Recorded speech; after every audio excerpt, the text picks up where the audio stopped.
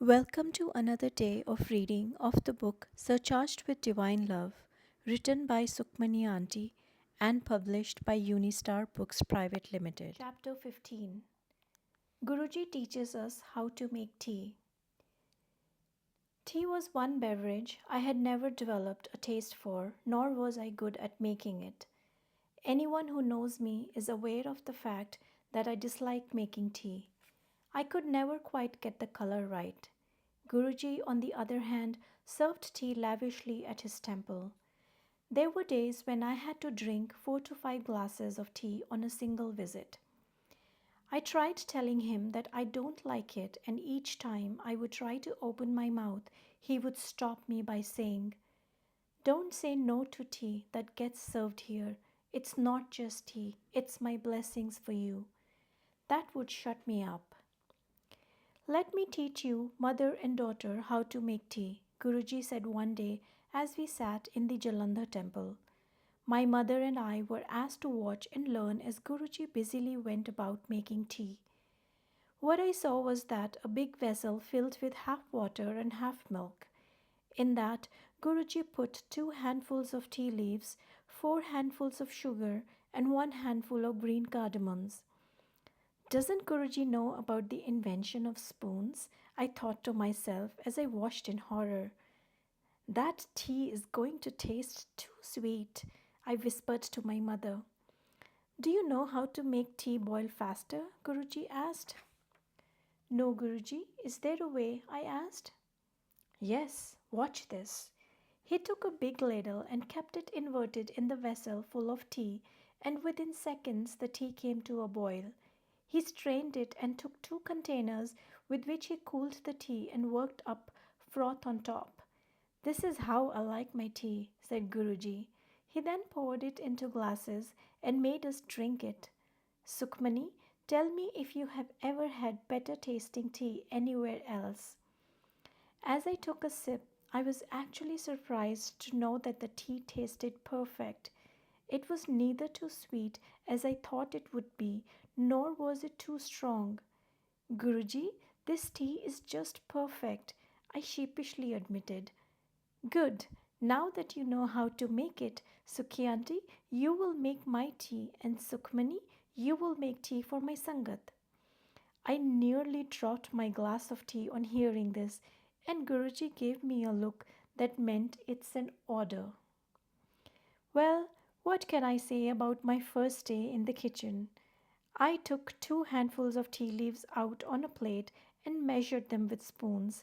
Now that I had a number, I did the same with the rest of the ingredients.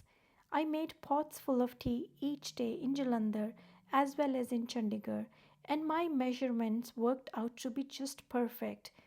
Making tea now seemed to be a piece of cake until one day Guruji asked me to make just 2 glasses of tea.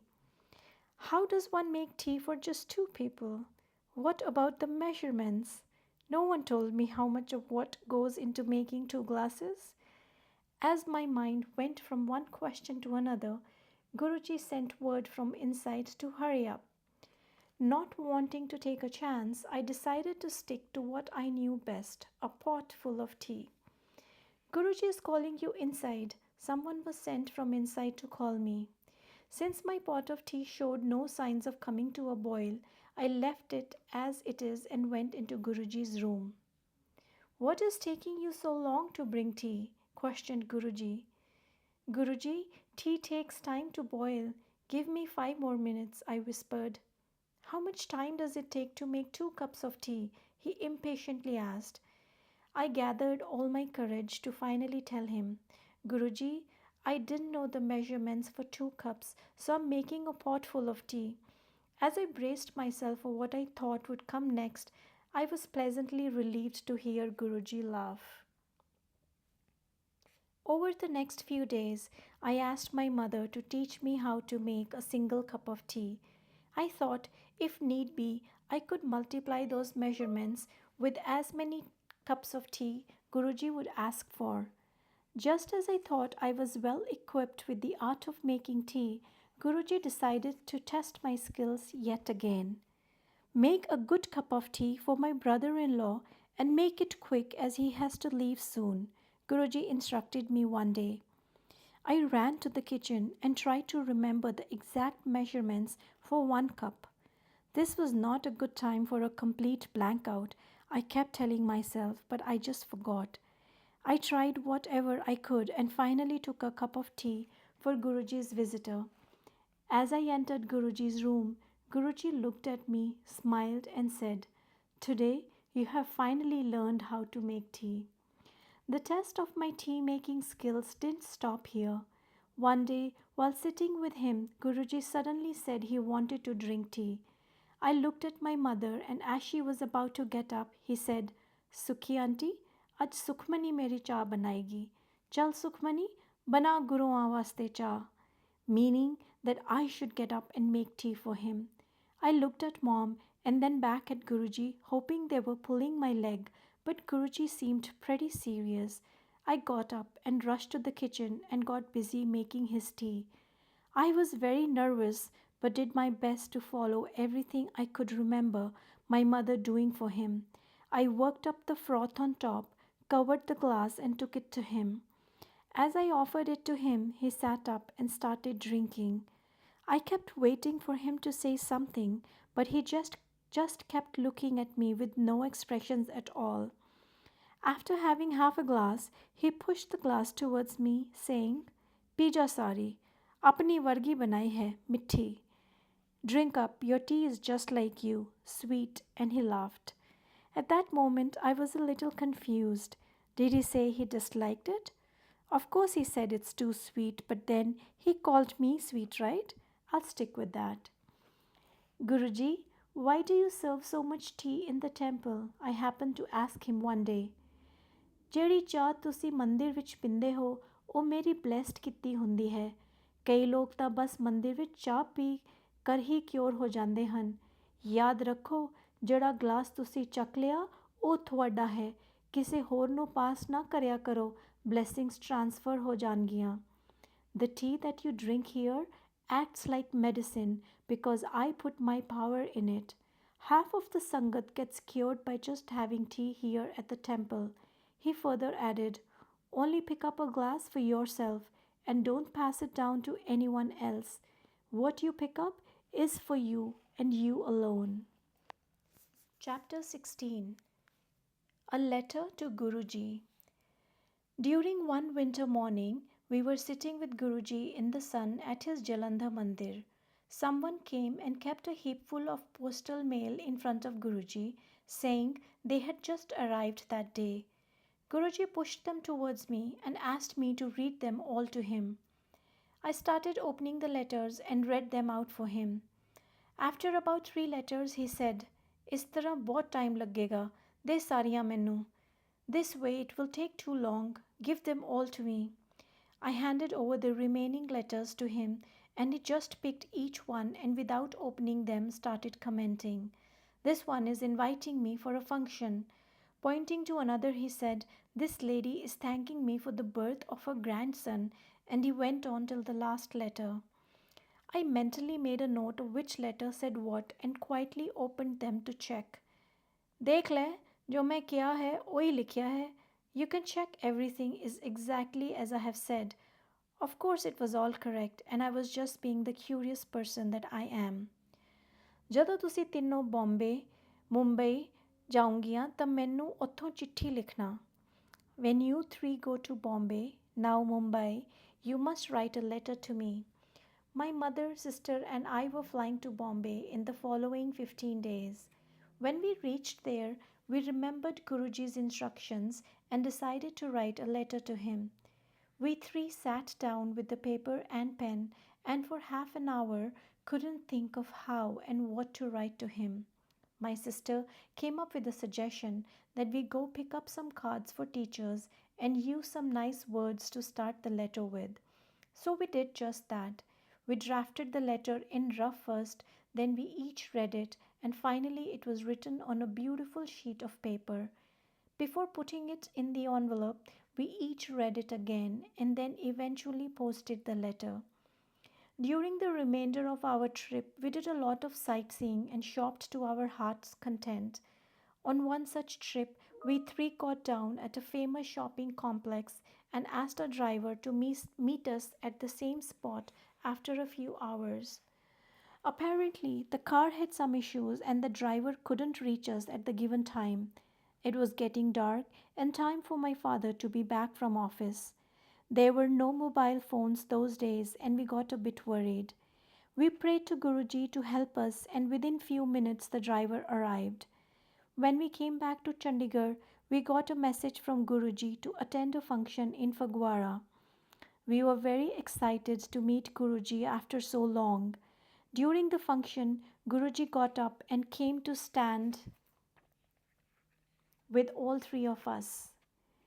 चिट्ठी बहुत सोहनी लिखी सी ਪਹਿਲਾਂ ਆਰਚੀਜ਼ ਤੋਂ cards ਲੈ ਕਰ ਆਈਆਂ ਫਿਰ rough ਵਿੱਚ ਲਿਖੀ ਫਿਰ ਇੱਕ ਨੇ ਪੜ੍ਹੀ ਫਿਰ ਦੂਜੀ ਨੇ ਫਿਰ ਤੀਜੀ ਨੇ ਫਿਰ ਫੇਰ ਵਿੱਚ ਲਿਖੀ ਫਿਰ ਦੁਬਾਰਾ ਇੱਕ ਨੇ ਪੜ੍ਹੀ ਫਿਰ ਦੂਜੀ ਨੇ ਫਿਰ ਤੀਜੀ ਨੇ ਤਾਂ ਜਾ ਕੇ ਪੋਸਟ ਹੋਈ ਦੱਸ ਠੀਕ ਕਿਆ You wrote a beautiful letter.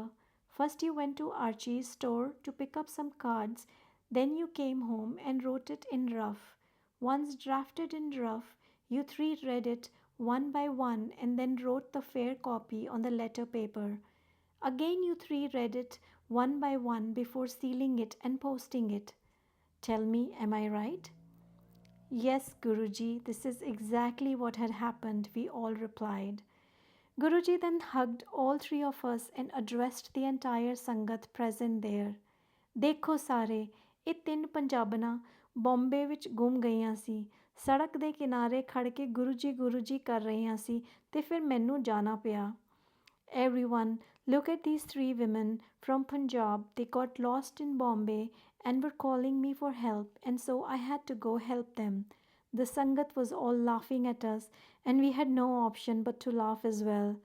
Guruji then looked at me and said, Sukhmani, badi shopping karke aaye hain. Sukhmani, you have done a lot of shopping. Yes, Guruji, was all I could say, as I was feeling pretty embarrassed at the fact that everyone was listening. He started telling me the exact number of bags, shoes, makeup, clothes, etc. that I had bought. Of course, he was correct. छोटी छोटी डब्बियाँ ले आइयाँ हन eyeshadow the एक bottle brasso. Brasso is a liquid one uses to clean brass objects. You have bought small packs of eyeshadow and a bottle of brasso. नहीं गुरुजी मैं ब्रासो नहीं लेकर आई मैं ब्रासो क्या करना है No Guruji, I haven't brought brasso from Bombay. What would I do with brasso? I replied feeling happy I had finally caught him saying one thing that wasn't correct.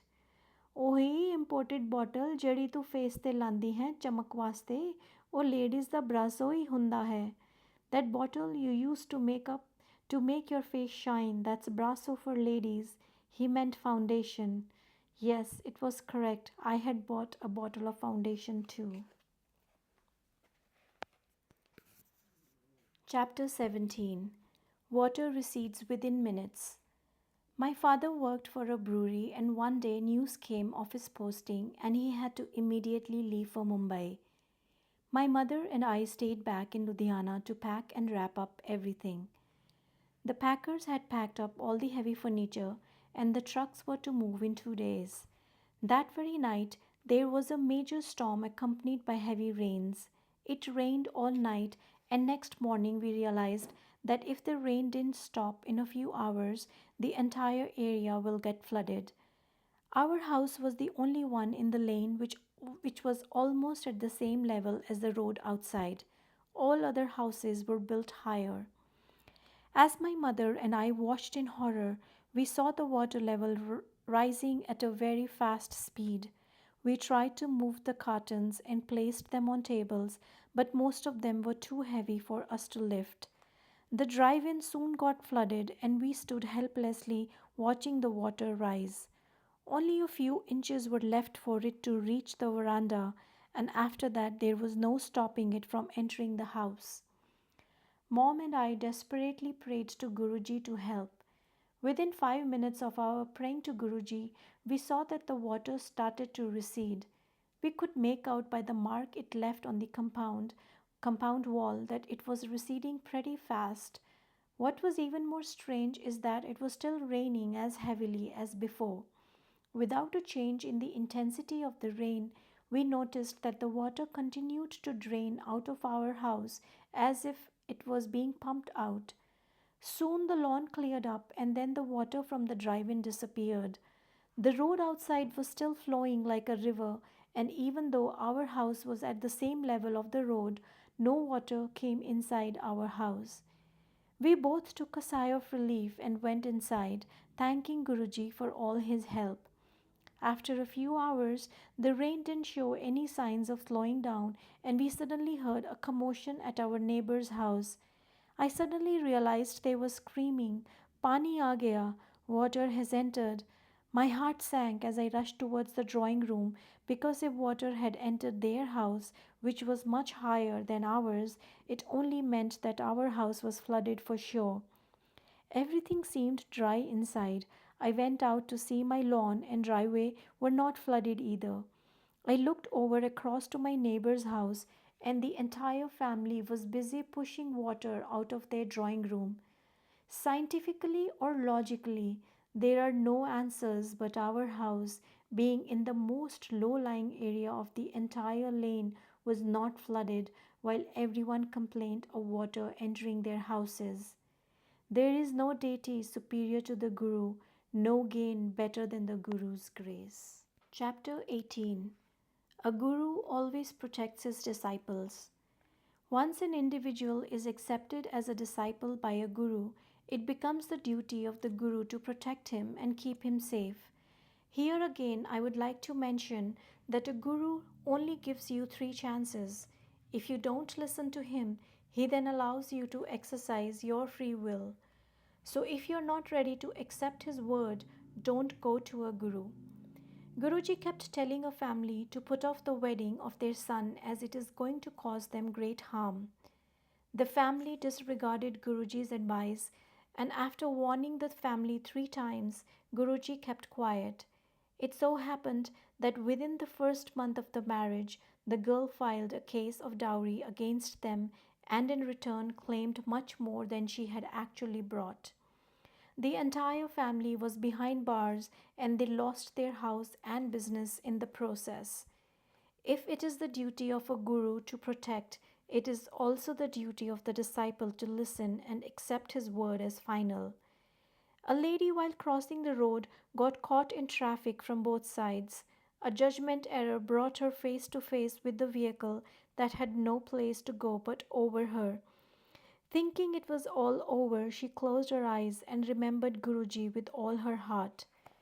When she opened her eyes to see why the vehicle didn't hit her, she saw around her a wall of Guruji protecting her. I happened to be sitting with Guruji when she walked in and fell at his feet.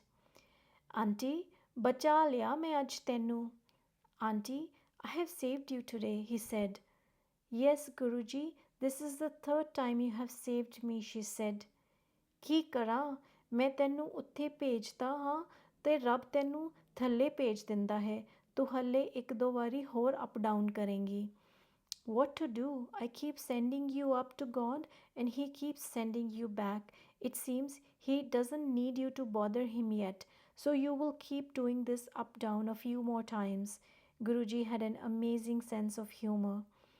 In another incident, there was great enmity between 2 landlords of a particular village. One of them happened to be Guruji's devotee. He was being threatened by the other party that if he tries to cut his crops, they would kill him. He came with this problem to Guruji, and Guruji said, Go tomorrow and cut your wheat crop fearlessly. But Guruji, they have threatened to kill me if I step close to my fields, he told Guruji. Don't fear, just do as I say. The next day, when he reached his fields, he saw a huge wall of Guruji surrounding his entire land. He cut his crops fearlessly and even went and sold them, and his enemies never bothered him after that day. Such is the power of a true Guru. My mother and I were traveling on the Bombay Pune highway when we met with a serious accident. The impact was so huge that the ambassador car we were traveling in was completely written off. We, however, walked away from it with minor scratches. Guruji later told us that he was watching the accident and that he had saved our lives. Many people in the Sangat have had similar experiences where their accidents could have been fatal, but they got saved by the divine grace of Guruji. A family kept getting up to take leave from Guruji as they felt it was getting very late, and Guruji would make them sit down. Not now, sit with me for a while longer, said Guruji. When finally they were allowed to go, we asked Guruji why he kept them for so long. The gas cylinder in their house has leaked. Had I allowed them to go earlier, they would have gone home and switched on the light, which would have caused the house to go up in flames and resulted in their death. Now it is safe for them to go back. A guru not only protects his disciples but also protects their belongings. A family was carrying a big amount of money in a briefcase for some work. When they reached home, they met someone and while talking to them forgot they had kept the briefcase on the scooter. The briefcase with a couple of lakhs stayed put on the scooter all night in a busy street. Next morning, when the family realized their briefcase was missing, they ran out to look for it. The briefcase was there as they had left it the night before. When they went to Guruji, the first thing he said to them was, Auntie, you kept me standing out all night. I had to brave the cold to protect your money. My neighbor is someone who visits pundits and soothsayers pretty often. One day her daughter was very upset, so gave her a small photograph of Guruji to keep with her. The next morning, however, she came running to me. My mother wants me to return this photograph to you, and I hope you don't mind. No, I don't mind at all. But what happened? I asked her. The Pandit my mother goes to said there is some presence in the house that is not allowing him to do anything and that it must be removed. Although I felt pity for such ignorant souls, I was amazed to see how much protection a small photograph of Guruji in the house can give. Nothing bad or evil dare enter a house where Guruji is present. Guruji, I saw my house surrounded by a beautiful light. What is it? I asked Guruji after I had witnessed a beautiful glow over my house. ਇਹ ਮੇਰੀਆਂ blessings ਹਨ ਮੇਰੀ protection ਤੁਹਾਡੇ ਸਾਰੇ ਘਰ ਦੇ ਉੱਤੇ ਹੈ ਜਿਸ ਦੇ ਘਰ ਮੈਂ ਚਲੇ ਜਾਵਾਂ ਉਸ ਪਰਿਵਾਰ ਨੂੰ ਕਦੇ ਪਾਠ ਕਰਨ ਦੀ ਲੋੜ ਨਹੀਂ ਪੈਂਦੀ ਤੁਸੀਂ ਸਾਰੇ ਪ੍ਰੋਟੈਕਟਿਡ ਹੋ That is my blessing and protection to your entire family. Any house I visit need not bother to do prayers for the rest of their lives. You're always protected. Guruji has his ways of protecting his disciples. Any time a car broke down in the wilderness, there would always be help at hand. He would call for you if he saw any illness coming to you and would cure you without even telling you. Many times, traveling alone and late at night, we have felt Guruji's presence with us right up to our doorstep. The following parable will illustrate the protective shield of a guru. A king who was hunting suddenly decided to visit his guru in the forest. Unfortunately, he was thrown off his horse and it bolted, leaving him alone in the forest. With great difficulty, he reached his guru's ashram, all bruised and in a bad state.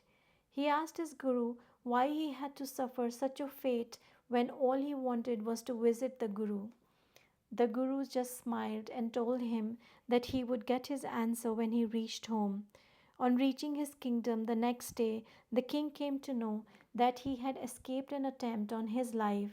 The servant who decided to sleep on the king's cot in his absence was beheaded by an enemy soldier who mistook him to be the king. The Guru's grace had made the king want to visit his Guru and thus protected him. Always have faith in your Guru, even though at that moment you may feel nothing is making sense. But remember, everything a Guru says or does has a purpose, and the purpose is the benefit of his disciple. जय गुरु जी। आज की reading बस यहीं तक। कल फिर अगले chapter से शुरू करेंगे। उम्मीद करती हूँ आप सबको बहुत अच्छा लगा। सुखमनी आंटी का भी फिर से शुक्राना अपनी इतने ब्यूटीफुल एक्सपीरियंसेस को हमारे साथ शेयर करने के लिए। जय गुरु जी।